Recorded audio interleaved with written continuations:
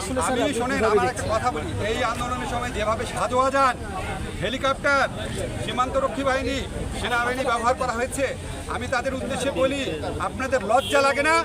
যখন সীমান্তে বাংলাদেশের মানুষকে হত্যা করে তখন কিচ্ছু করতে পারেন না, লাশ হস্তান্তরের জন্য হাতে পায়ে ধরেন।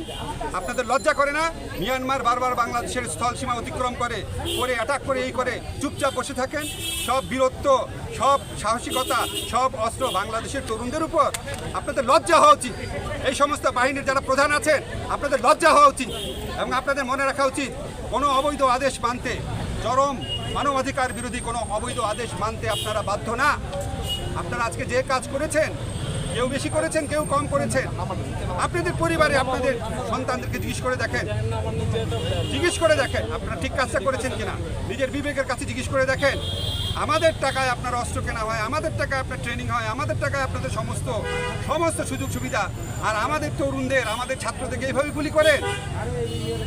আমি বিশ্বাস করতে পারি না। আমি কার্নিশে যেভাবে ছেলেটাকে গুলি করা দেখেছি, একটা ছেলের লাশ একটা সাজোয়া গান থেকে ফেলে, আমার মনে হয়েছে এটা কি গাজা স্ট্রিপ? আপনারা কি ইসরায়েলি বাহিনী? আপনাদের বোধোদয় হোক। আমরা আপনাদের ভালোবাসতে চাই, রেসপেক্ট করতে চাই। আমি তো ৭১-এ কালো রাতের স্মৃতি আমার নাই, কারণ আমার তখন বয়স ছিল ৫ বছর।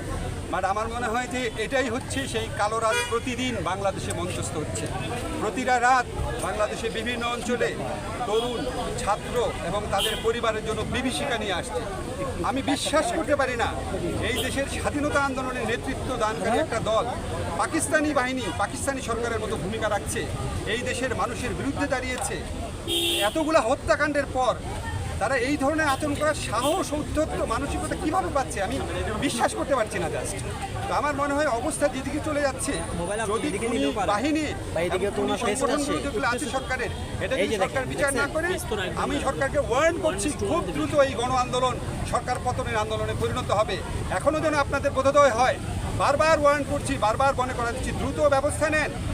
অন্তত 40-50টা পুলিশ, ছাত্রলীগ, যুবলীগের নেতাকে ইমিডিয়েটলি গ্রেফতার করেন।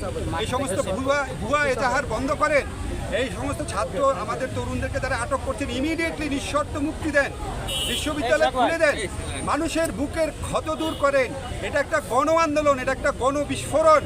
এটা একটা আওয়ামী লীগের মতো একটা দল যদি এটা বুঝতে না পারে, এর চেয়ে পরিতাপের বিষয় আর কিছুই হবে না। আমি আর্জ করছি প্রধানমন্ত্রীকে, আপনি চারদিকে খবর নিয়ে দেখেন, এটা একটা গণ বিস্ফোরণ, এটা একটা গণ আন্দোলন।